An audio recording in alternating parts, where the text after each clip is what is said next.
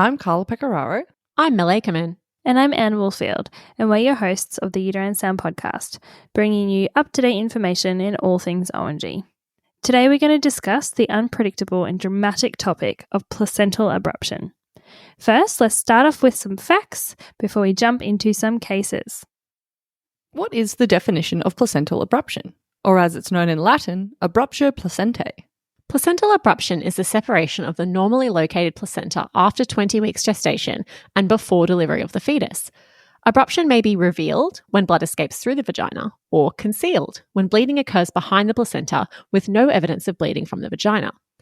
Abruption can also be partial, affecting only part of the placenta, or total, involving the entire placenta. Placental abruption occurs in 3 to 10 in 1,000 pregnancies. The incidence is increasing in the USA and decreasing in Nordic countries. I wonder what they're doing right. Just under half of abruptions occur before 37 weeks, while the rest occur closer to term. So 15% occur less than 32 weeks, 25% occur 32 to 36 weeks, and 60% occur after 37 weeks. There's a pretty even chance of an abruption happening in the antepartum period compared to the abruption happening during labour. The split is about 56% antepartum and 44% intrapartum. Right, so do we know why placental abruptions occur? The primary cause of placental abruption is rupture of the maternal vessels in the decidua basalis, although very rarely the bleeding can originate from the fetal placental vessels. The accumulating blood splits the decidua as the hemorrhage expands, resulting in placental separation. In acute abruption, you get high-pressure arterial bleeding, which can cause nearly complete placental separation. This can lead to rapid development of severe maternal bleeding, DIC, and CTG anomalies suggestive of likely fetal compromise. A small proportion of cases are caused by sudden mechanical events like abdominal trauma or by rapid uterine decompression, for example, in the case of rupture of membranes in polyhydramnios or after the birth of the first twin. In these cases, the abruption tends to be caused by shearing forces within the placenta. If the uterus stretches or contracts rapidly, the relatively inelastic placenta tends to shear off the uterine wall. So this describes the pathophysiology of acute placental abruption: high arterial bleeding or shearing forces due to abdominal trauma or rapid uterine decompression. But do you know that there is actually a third distinctive pathophysiology associated with chronic abruption? In chronic abruption, the spiral arteries develop abnormally, resulting in decidual necrosis, placental inflammation and infarction, and low-pressure venous hemorrhage. These bleeds typically occur at the edge of the placenta, resulting in a small area of separation called a marginal abruption. Women with chronic abruption will often present with recurrent episodes of light vaginal bleeding, oligohydramnios, and fetal growth restriction, and eventually abnormal Dopplers.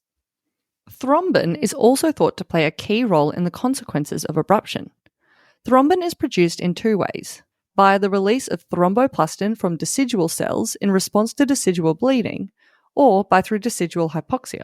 Decidual hypoxia induces the production of vascular endothelial growth factor, which triggers endothelial cells to express tissue factor, which then generates thrombin.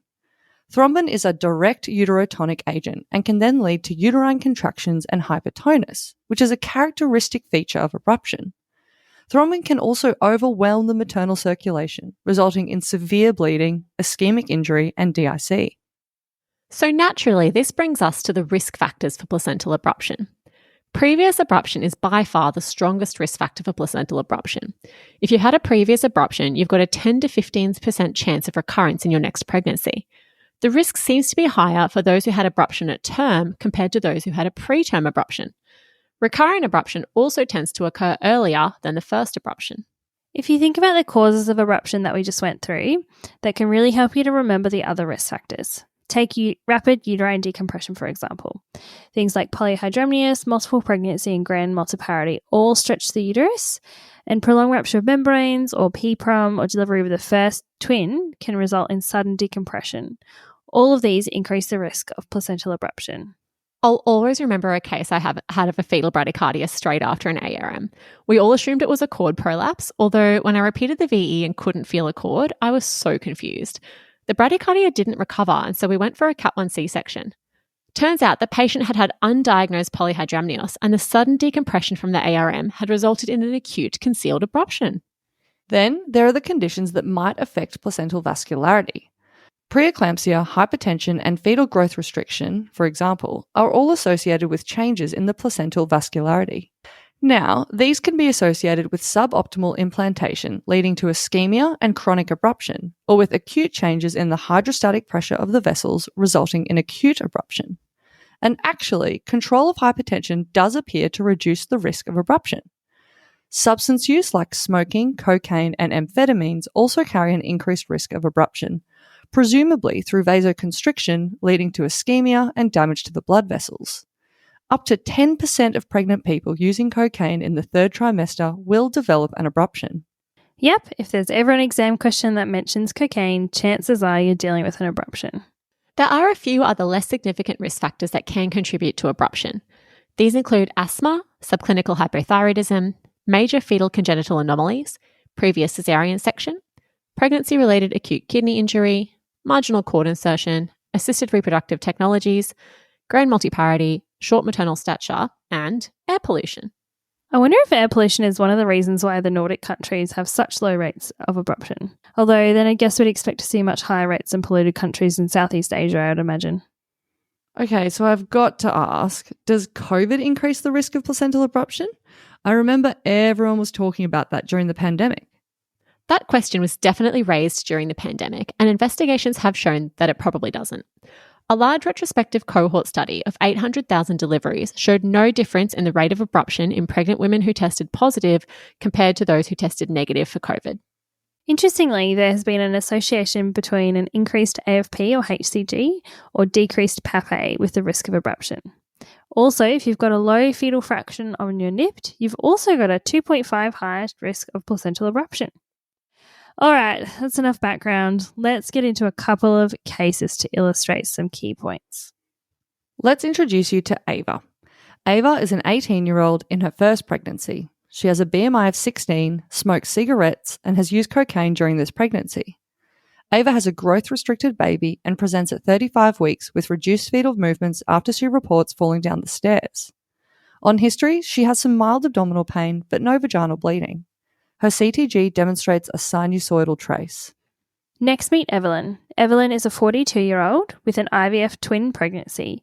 She has a history of chronic hypertension and experienced PPROM at 32 weeks. Evelyn is now 36 weeks and has presented in spontaneous labour with signs of chorioamnionitis. During her labour, she has sudden onset of heavy vaginal bleeding, severe abdominal pain, and a woody abdomen. The CTG demonstrates a fetal bradycardia. Okay, so those are both very different clinical scenarios, but both represent true presentations of placental abruption. Let's use their stories to highlight some important learning points. Firstly, we can use their cases to refresh us on the risk factors we just covered. Ava's risk factors include low BMI, smoking, and cocaine use, as well as fetal growth restriction. We just learnt how these risk factors contribute to more fragile placental vascularity, which could predispose her to vessel rupture. Although her most significant contributing factor would have to be the abdominal trauma from falling down the stairs. Given her presentation immediately after the fall, it's likely that the shearing forces of the relatively inelastic placenta versus the expansion and contraction of the uterus during the fall is what has caused her abruption. Now, Evelyn has a completely different set of risk factors. AMA, assisted reproductive technology, and hypertension again contribute to fragile vascularity, and her history of PPROM and uterine decompression could certainly contribute. Although it seems her development of chorioamnionitis in labour appeared to be the trigger for Evelyn's abruption. And you might remember from our PPROM episode that abruption is a potential complication of PPROM or chorioamnionitis. Okay, now let's talk clinical findings. I find that abruptions are just so sneaky.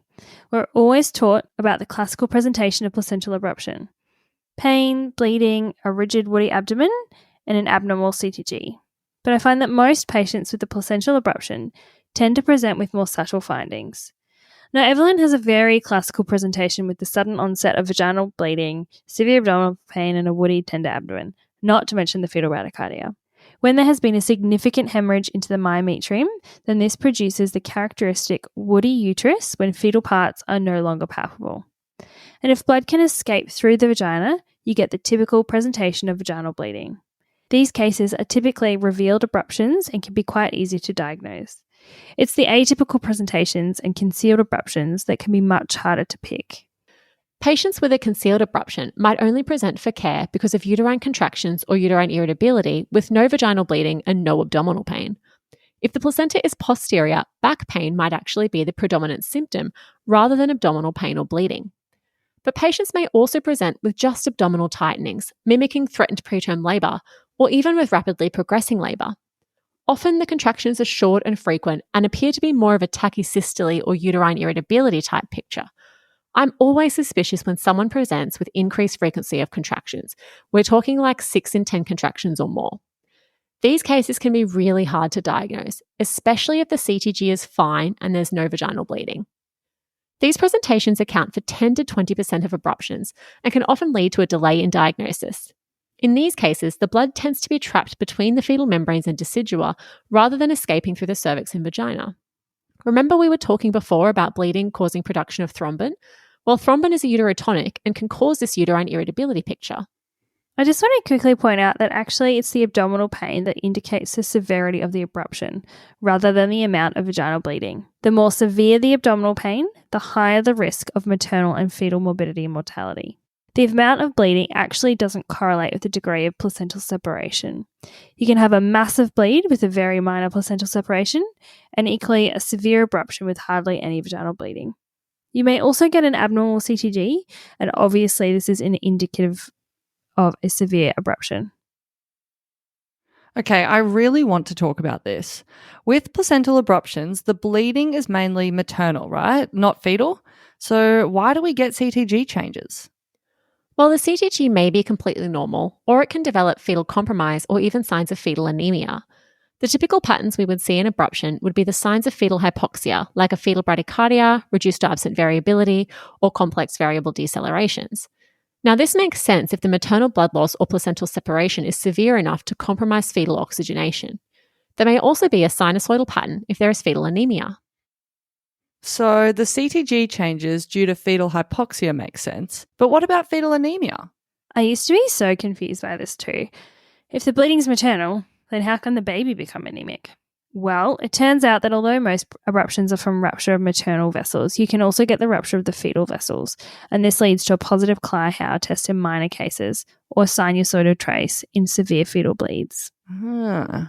Okay, one more question. Placental separation is supposed to be a separation of the placenta from the uterine wall, right? So the bleeding should occur outside the amniotic sac. Why then do we think about abruption when we do an ARM and have blood-stained liquor? Shouldn't the amniotic fluid still be clear? Really good question. So blood-stained liquor due to abruption can happen in 2 ways. Firstly, rupturing the membranes reduces the intraamniotic pressure against the uterine wall, which can create a tract for retroplacental bleeding to track down and into the vagina. And secondly, it also depends on the location of the abruption. The 3 most common locations for an abruption include subchorionic, which is between the placenta and the membranes, retroplacental, which is between the placenta and the myometrium, and preplacental, which is between the placenta and the amniotic fluid. It's the preplacental abruptions that may lead to bloody liquor. Okay, so let's get back into our cases to continue the story. Remember Ava, our 18-year-old primate who fell down the stairs and had a sinusoidal trace? Well, she went for a Cat 1 caesarean section. The bloods taken at the time of caesarean demonstrated a platelets of 90, a decreased fibrinogen, and a prolongation of the prothrombin time, PT.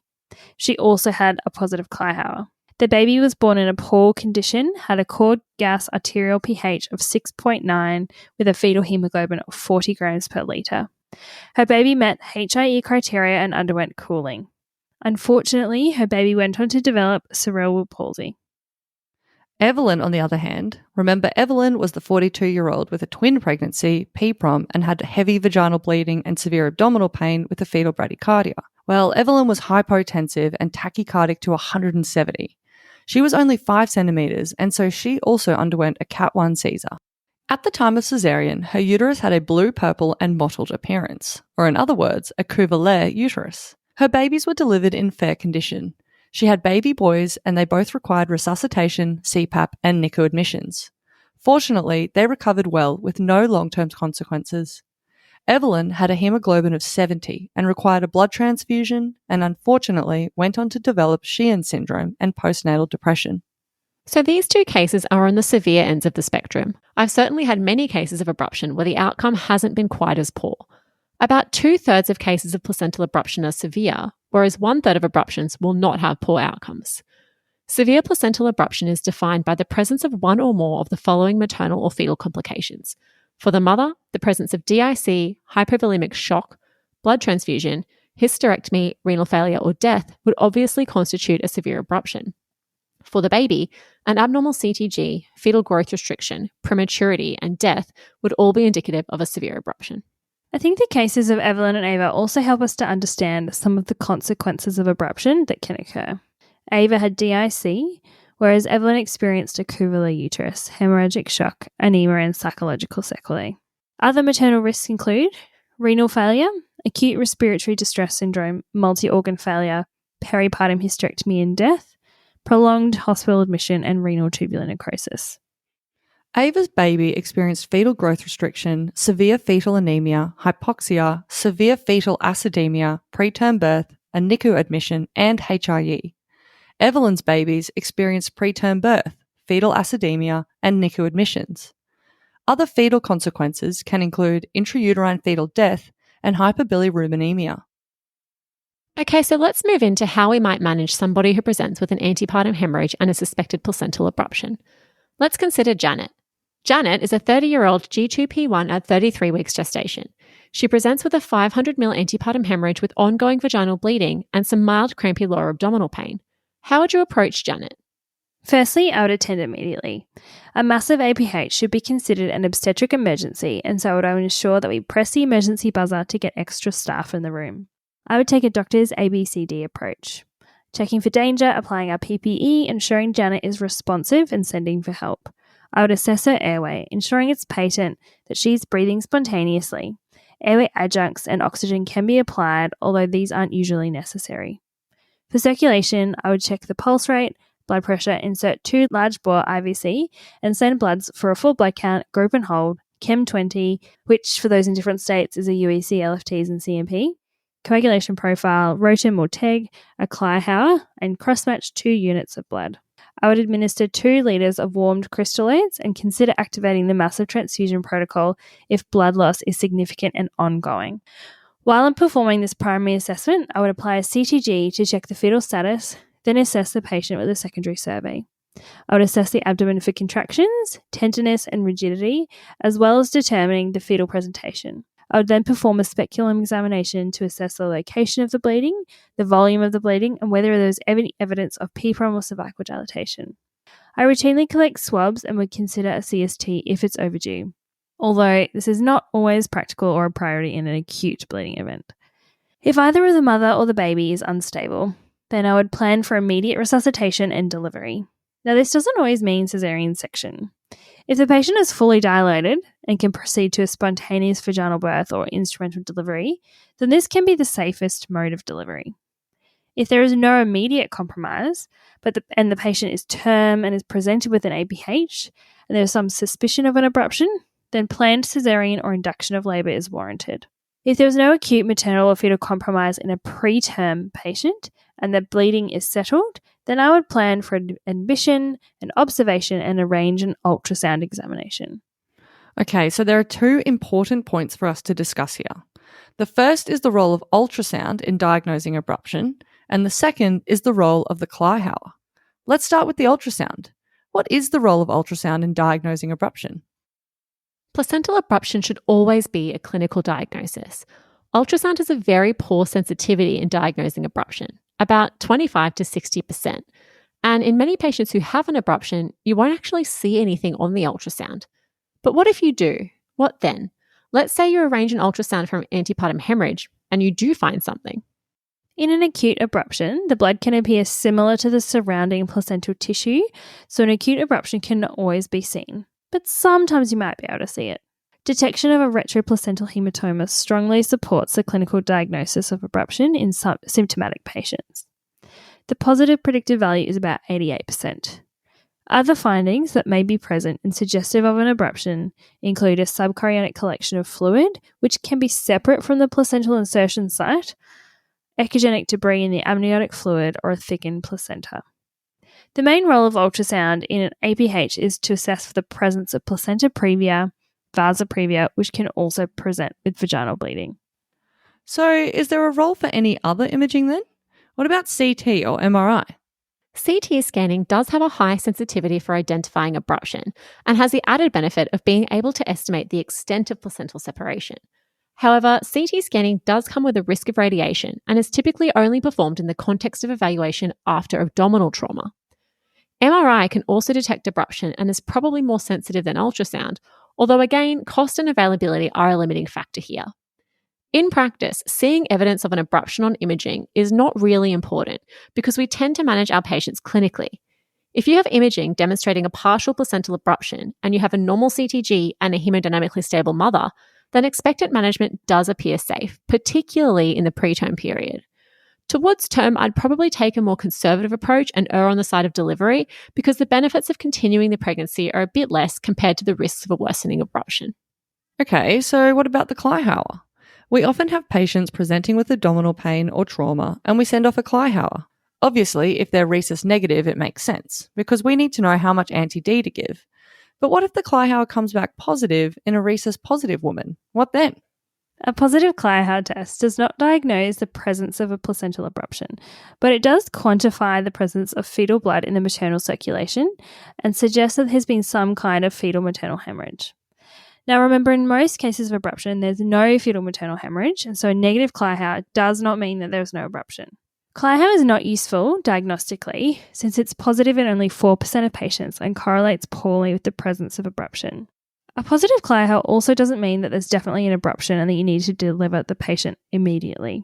These decisions are typically made clinically. But what to do if you get a positive Kleihauer test is a bit unclear, but usually warrants additional fetal monitoring. If you have a rhesus negative patient, you would give the appropriate amount of anti-D, and if it was a large fetal maternal hemorrhage, repeat the Kleihauer in a few days to ensure you've given enough. The anti-D should clear the fetal red blood cells from the maternal circulation, and so you would expect the Kleihauer to then become negative, but only if the baby is rhesus positive and there is no ongoing bleeding. If the mum is rhesus positive or the baby is rhesus negative, then you're either not going to give anti-D at all, or the anti-D is not going to affect the fetal red blood cells. In these cases, repeating the Kleihauer is obviously going to show a persistently positive result. It's unclear exactly how long it takes fetal red blood cells to clear from the maternal circulation, and so we don't really have guidance on when we should be repeating the Kleihauer for these patients, if at all. Now, if you do repeat the Kleihauer and you find that it is rising, this might be a cause for concern, and so obviously you may want to admit the patient and do close monitoring with an MCA-PSV to check for the presence of fetal anemia. Interestingly, the labs in Queensland have just introduced a new test when performing flow cytometry.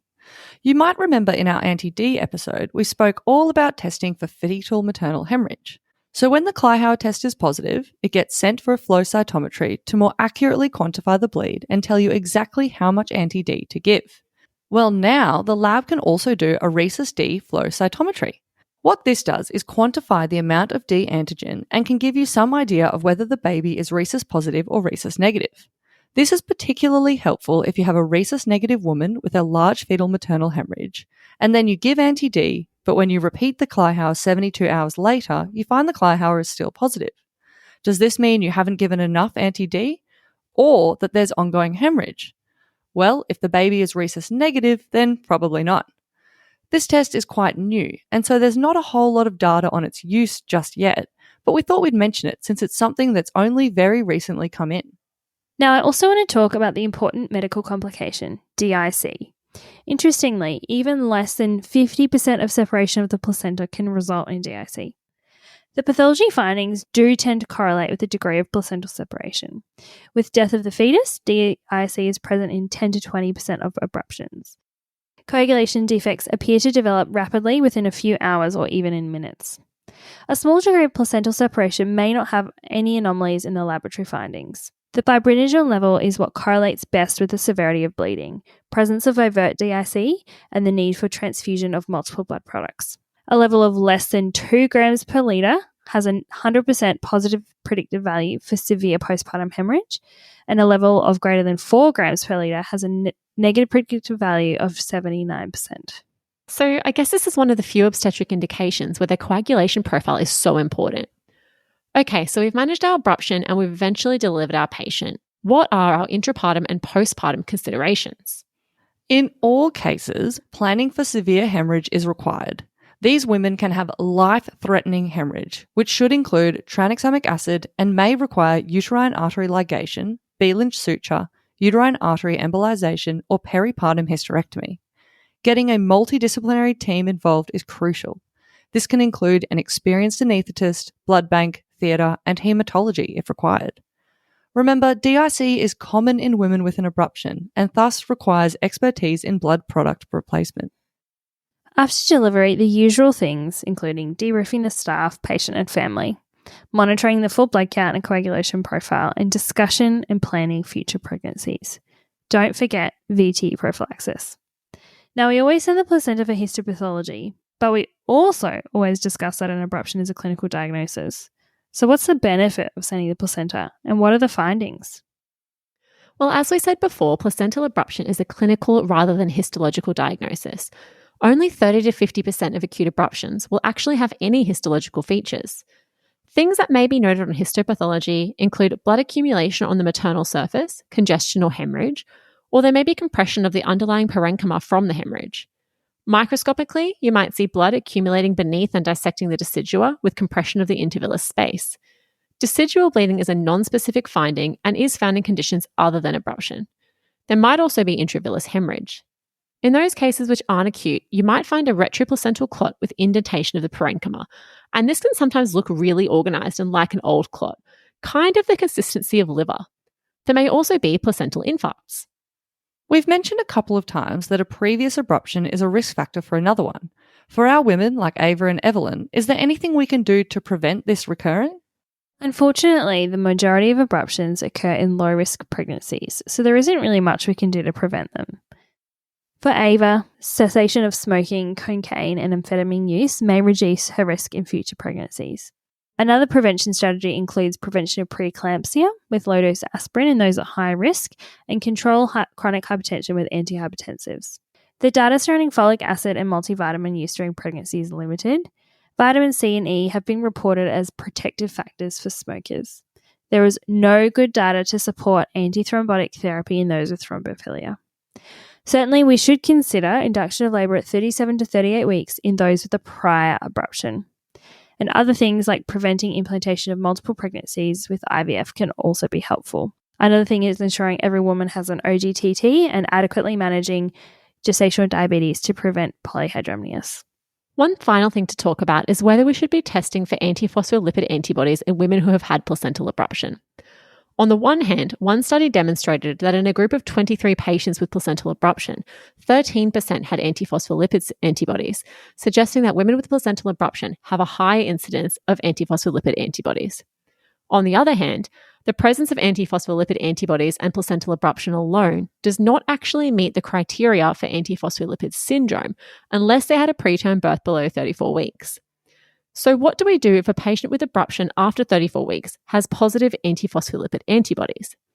Well, it does seem to impact VTE risk and calculation in this and subsequent pregnancies, so there's that. But as to whether we should be putting these patients on aspirin and Clexane in the absence of antiphospholipid syndrome, well, we don't really know. Okay, so let's do a final recap. Placental abruption is the premature separation of the placenta after 20 weeks. It occurs in 3 to 10 in 1,000 pregnancies. Abruption can be complete or partial, and concealed or revealed. The cause of abruption is rupture of the placental vessels, which are typically maternal, but can also be fetal. Maternal risk factors include smoking, drug misuse including cocaine and amphetamines, advanced maternal age, multiparity, low BMI, chronic hypertension. And pregnancy-related risk factors include abruption in a previous pregnancy, preeclampsia, fetal growth restriction, non-vertex presentations, polyhydramnios, assisted reproductive therapy, intrauterine infection, PPROM, PROM, abdominal trauma, and first trimester bleeding. Management includes a doctor's ABCD approach and stabilising the mother. A multidisciplinary team is always important. If there's evidence of compromise, then we should plan immediate delivery with either a vaginal birth or a caesarean section. If the patient is term and there are no signs of fetal or maternal compromise, then you should plan for urgent delivery with either induction or again planned cesarean. If the patient is preterm and there is no fetal or maternal compromise, then expectant management with regular fetal monitoring is warranted. And don't forget about the risk of DIC. Investigations include a full blood count, a Chem20, a group and hold, cross-match, ROTEM or TEG, Kleihauer, coagulation profile, a CTG and ultrasound. And finally, the maternal complications of abruption include DIC, renal failure, acute respiratory distress syndrome, multi-organ failure, peripartum hysterectomy and death, Cuvier uterus, anemia, a prolonged hospital admission, psychological sequelae, shock, and renal tubular necrosis. And the fetal complications include intrauterine growth restriction, intrauterine fetal death, severe fetal anemia, hypoxia, severe fetal acidemia, preterm birth, NICU admission, hyperbilirubinemia, and hypoxic ischemic encephalopathy. Well, that wraps up our episode for today on the Uterine Sound podcast. Thanks for listening, and we hope you enjoyed our talk. You can find some summary slides on Instagram later in the week. If you have any comments, feedback, or want to fact check us, please reach out on our email, theuterinesound@gmail.com. You can also reach us on Instagram and Facebook at The Uterine Sound and our website, www.theuterinesound.com.